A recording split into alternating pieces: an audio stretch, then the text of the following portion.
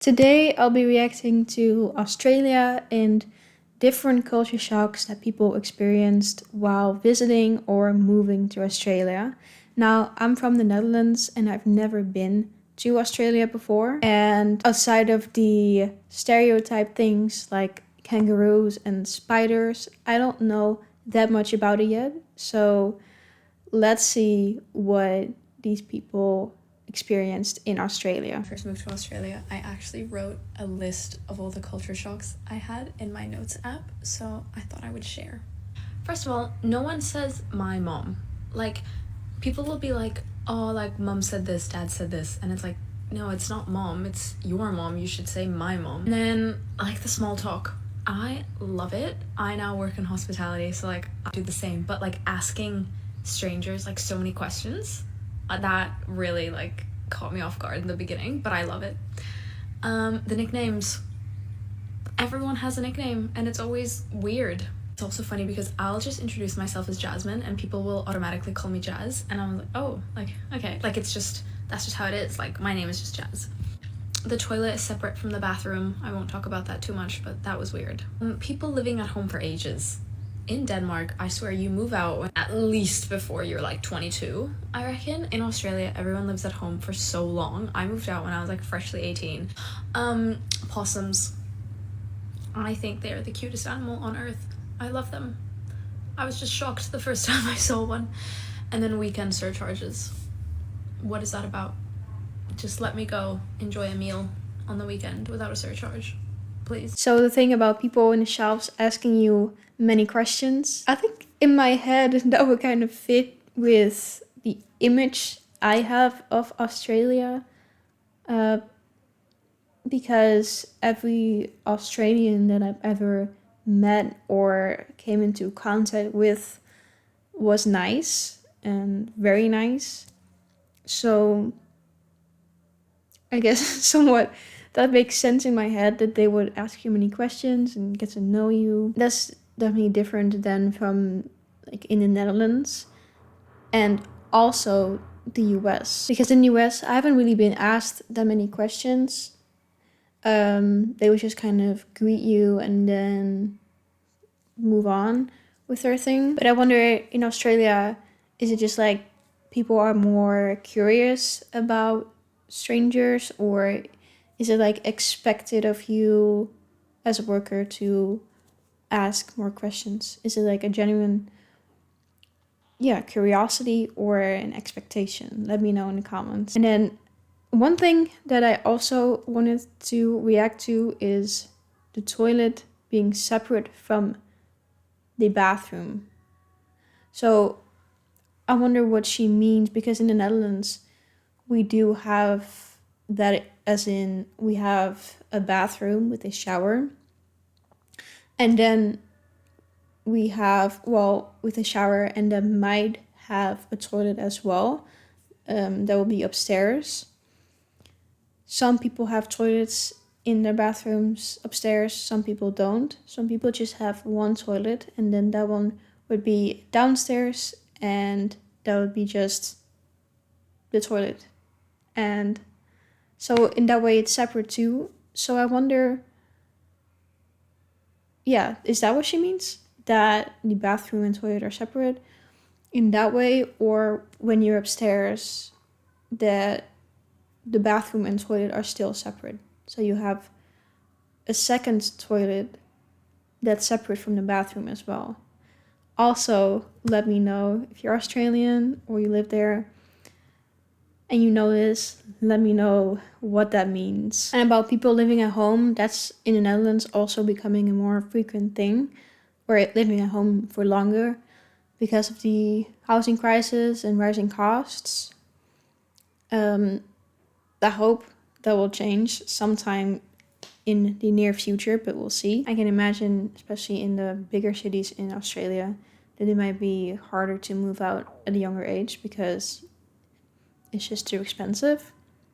But is it just the bigger cities or everywhere? Everyday things that are a cultural shock when moving to Australia and what you need to do when moving here. Public transportation. People line up when they take the bus. Order of who arrived first. So if you're first, you're at the top of the line. If you're last, you're at the end. No one is trying to like pass in front of you because they were late. It sounds so silly, but it actually was shocking to see that people were civilized. So when you come here, you have to do the same thing. Don't be that one person that doesn't do it, because you know now. And then people say thank you when they exit the bus. Like one by one, they tap the card and they say thank you, thank you, thank you. Like, really? Wow. What is not everyone like this in 2025? That's kind of surprising and also not, because where I'm from in the Netherlands, we kind of line up, but it's not an actual line sometimes. You will just stand around the bus stop in a more chaotic way than an actual line usually, because I think in Finland that's also a thing where they will literally line up person in a straight line. That's not the case in the Netherlands usually. It'll be more chaotic, and then sometimes people try to go in front of each other. Yeah, also the thank you thing, that's really polite. That would be very nice to see, just that every single person is like, thank you, thank you, thank you. That's such a nice thing to do. You could drive 10 hours within the same state. You wouldn't even leave the state. That's how big Australia really is. Cairns to Darwin is the equivalent of England to Bulgaria. Wow, you could drive 10 hours to still be in the same state. My Dutch brain can't comprehend. And I mean, it already helps that I've been to the US and we've literally, me and my boyfriend, have driven across the country almost like twice in a matter of 3 weeks. So I know how long it can take in the US as well sometimes to go through a state. In the Netherlands, you drive maybe like 4 hours and you've driven across the country, depending on from which point to which point you go, but definitely not 10 hours to go through one state. That's insane. Shocks I experienced as a Brit in Australia. Firstly, what the hell are these things? I'm sorry, I got to Sydney. There's like a ghost. I don't know what it is. Someone's like, oh, it's bin chicken. It's a bin chicken. Does it live in the bin? Is it a chicken? It's not a chicken. Baffled. No idea. Are they just in the neighborhoods though, or where are these? It's kind of cute. But they're everywhere. And on that note, these things in Melbourne, I'm sorry, I was sitting in the park. There's a dragon above my head. No, it's just a flying fox. It's a bat. I don't really know. Terrifying. They are huge. Like, I thought I was in some sort of vampire thriller film. I don't even know that Dracula was on his way. He's coming. One thing that pleasant. Yeah, that's the my boyfriend showed me one of those like on a picture for the first time, and I was like, what is that thing? It looks so otherworldly.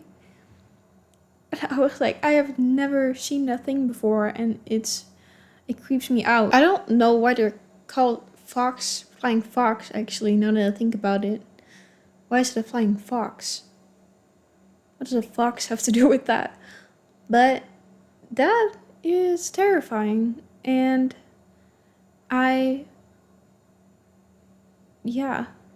they could be completely harmless, but still, if that thing flew over me, I would also be like, oh my god, what is going on? That's insane.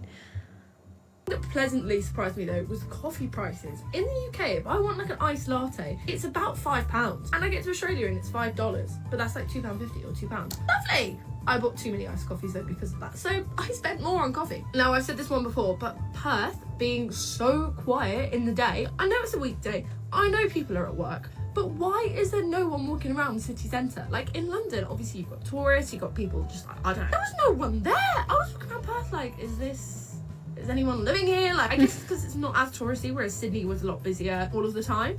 Baffled. And the seats in Sydney. Yeah, that's how I felt in the US when I was there. I was like, where is everyone? But I wonder how